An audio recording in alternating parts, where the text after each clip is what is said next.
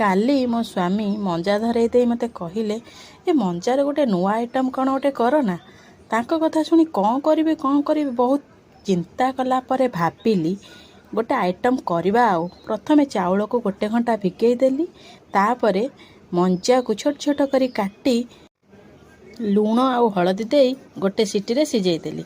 ତାପରେ ଚାଉଳ ଯେଉଁ ଭିଗେଇକି ରଖିଥିଲି ତାକୁ ଆଣି ଅଦା, ରସୁଣ, ଲଙ୍କା, ହଳଦୀ ଆଉ ଜିରା ଦେଇ ଗ୍ରାଇଣ୍ଡିଙ୍ଗ କରିଦେଲି। ଆଉ ଏପଟେ ମଞ୍ଜା ବି ସିଝିଗଲାଣି, ତାକୁ ମଧ୍ୟ ଦରଦର କରିକି ଗ୍ରାଇଣ୍ଡିଙ୍ଗ କରିଦେଲି।